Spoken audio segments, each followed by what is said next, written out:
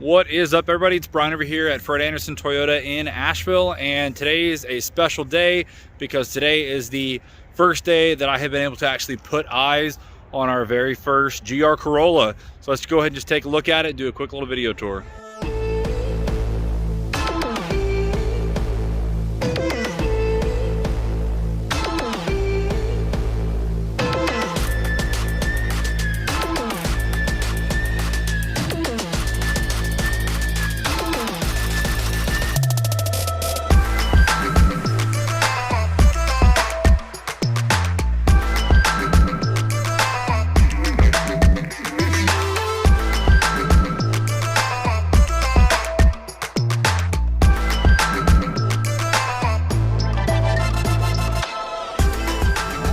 Well, here it is. This is the 2023 GR Corolla. This is a Core Edition with, I believe, the three main things you can add on there, with specifically the Performance Pack, and I believe it has the Weather Package as well as the Tech Package. This is our first one here at Fred Anderson Toyota. This one is sold. We've actually got a list with about 3 or 4 other people on there, if I'm not mistaken. So please don't call me to buy this one. But this one is spoken for. It'll be leaving here in the next few days. But this is my first time as a massive Toyota nerd, massive Toyota fan, actually being able to see one of these in person. And man, I actually think it looks better in person than it even does on the photos. I was not sure if I was gonna like the red, because I've never been much of a fan of red, but maybe it's just the way the lighting is, with it being kind of an overcast day. But it really pops, especially with the black 18-inch wheels. It's really not a crazy in-your-face package. So yeah, there's the Performance Package, the Cold Weather Package, and the Tech Package.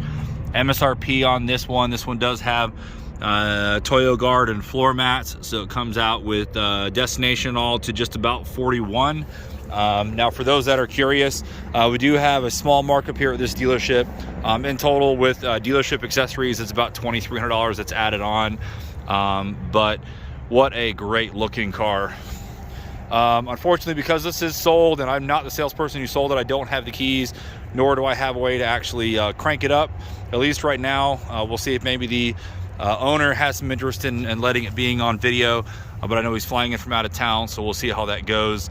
But man, how cool does this thing look? The body lines on this are just insane, and I love the attention to detail. I think you can kind of tell that this is a Toyota built, Toyota designed car when they've actually had some fun with it, kind of like the old school all track days and things like that, where you've got the GR4 and it's actually embossed into the paint here. Really nice. I'm sure there's going to be plenty of people that are going to have like a black decal or black inlay that's going to go in that and really make that pop. They've got the GR on the fenders, with this having the Performance Package. There's the brakes, which looks like a 2 or maybe a 3-piece rotor, which is really cool to see. Really nice, good sized, you know, kind of like Brembos, but larger. Looks like a 4-piston caliper up front, if I'm not mistaken. This Performance Package also has the Michelin Pilot Sports, the cups. Looks like a 235 on the front, and I believe it's the same on the rear. Yep, 235 square, of course. Love this tiny little detail here on the back bumper, but there's a tiny little flare put there, I guess, to kind of keep mud and dirt and stuff like that down. But man, the fitment looks good. I do think personally, if it were me, I would put a slightly wider offset wheel and tire, or maybe just put maybe like a 10 or 20 millimeter spacer, but that's pretty normal. Here's the spoiler. I know there's been conversation for a long time on what spoiler these are going to come with, and I think that they're talking about maybe for the circuit there might be a better one, but for now it's got the regular XSE and regular hatchback spoiler on it. GR badging here on the hatchback. Of course, the tri-exhaust that everybody's talking about, which is a pretty cool design, because I believe it's the outside exhaust that works on a regular basis, and it's the center exhaust that opens up when it's needed for the extra power. So pretty cool. It's got some valving there. I'll be curious to see what the aftermarket does on if they do much with the tri-exhaust, or if they're just going to go with a center or a dual. So I'll be kind of curious to see what aftermarket does. Just look at how wide this thing is. You can see those reflectors on the left and right. I mean, goodness gracious, when you see just how wide, especially from this angle right here, just how wide those fenders come out past the taillights. You know, people are like, oh, that's $40,000 for a Corolla. I mean, yeah, technically it's a Corolla, but there's not a whole lot that transfers over, minus like the shell, the bodywork, maybe the back seat, stuff like that. But look at those huge over fenders. And I'm really happy with how clean the lines are on this. I was curious to see how all the cladding and stuff was going to look. There's the cladding on the door to match up with the rear fender. And then of course the front fenders are all new. I believe the front fender and obviously the front bumper. It's got a nice smooth design. Looks like you've actually got, it's hard to tell. I can't really see if those are, I don't see light through there. And there's your plastic fender guard here. I would imagine if the plastic fender guard weren't in there, you could probably see through that fender. So maybe not a functional vent at the moment, but maybe it's an aerodynamic thing. But I'm sure it'll be easy for people that want to maybe there'll be like an aftermarket replacement for the plastic, or maybe people just get in there and trim it. Black mirrors, or black caps on the mirrors. It's interesting that they went with a different headlight design on these. I was kind of thinking they were going to go with the XSE headlight. The XSE headlight on the Corollas, they've always had these like 3 hashes built in, versus this has just got the 1 LED strip. Now I think it looks good either way, but I'm kind of shocked with as aggressive as those XSE headlights look. Maybe they just wanted to clean it up since the rest of the car looks aggressive enough. There's your, I'm pretty sure, LED fog lights, more GR badging. There's the intercooler, charge air cooler underneath of there.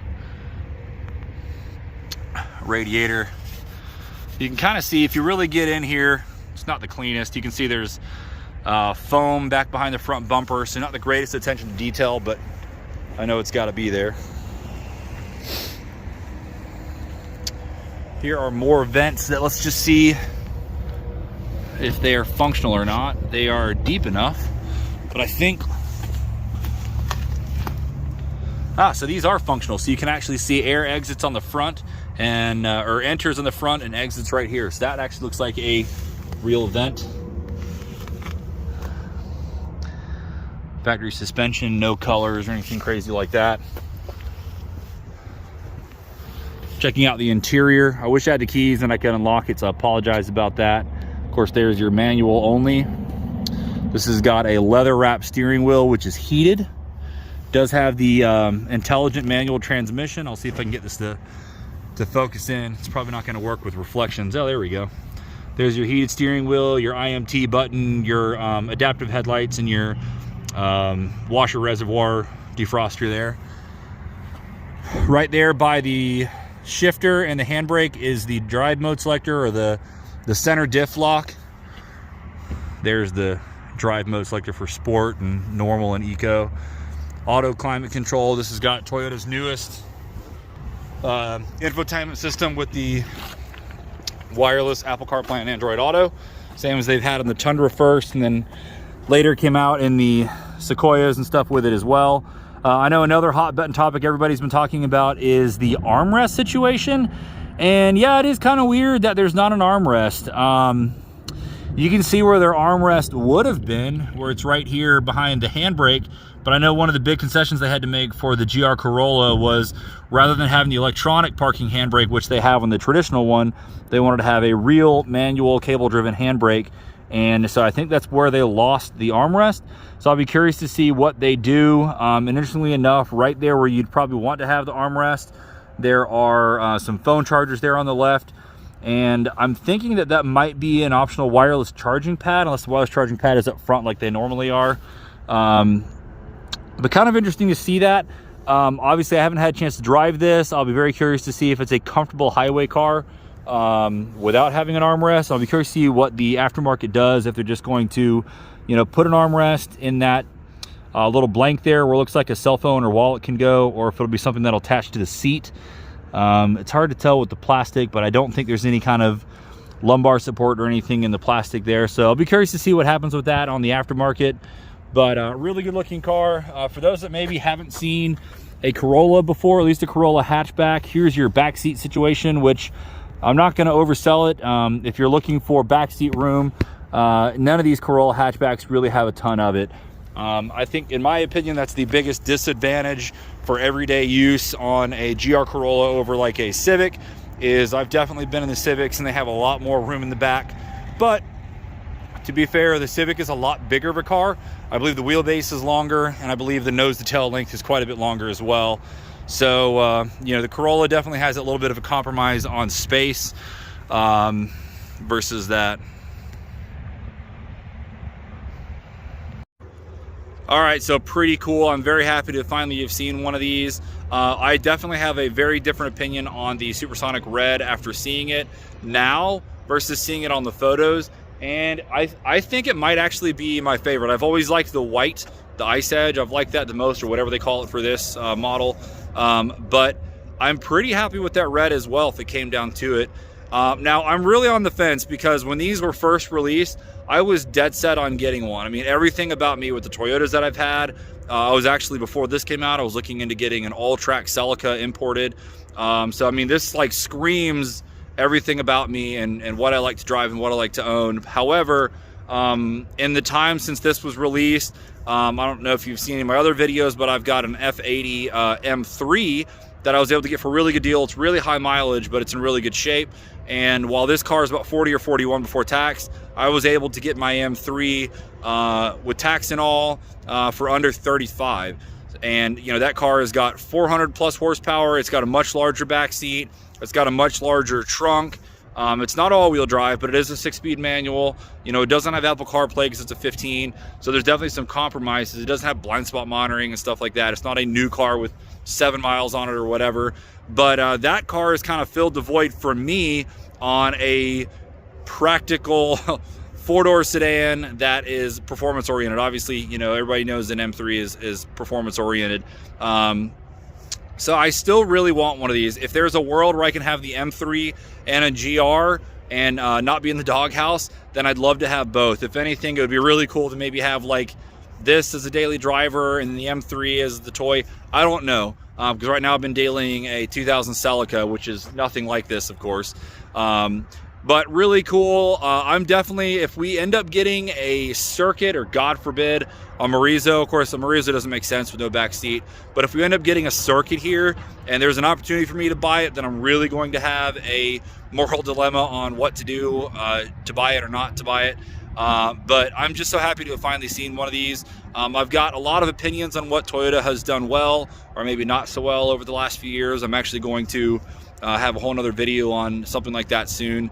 But this has been the first time in years where I've just been really impressed with what Toyota has done from the design standpoint. The fact that, you know, this car didn't have to exist, but it does exist, is just really impressive to me. It's just nice to see that Toyota is finally making a turn for making, you know, fun cars again, especially one that's completely designed in-house like this one. So I think it's pretty great. If you're watching this and you do want to get on our list here, feel free to contact me. Usually my Facebook page is linked through the videos, or I think my phone number is on stuff as well. So if you want to get on the list, we can still take deposits. Obviously, we don't want to have 20 people on the list, but I think, like I said, we've got like only 3 or 4, maybe 5 on the list right now. So there's a chance we can get you on over the next few months, depending on Toyota's production numbers. But pretty special day, like I said at the beginning. So as always, thanks so much for watching, and have a great day.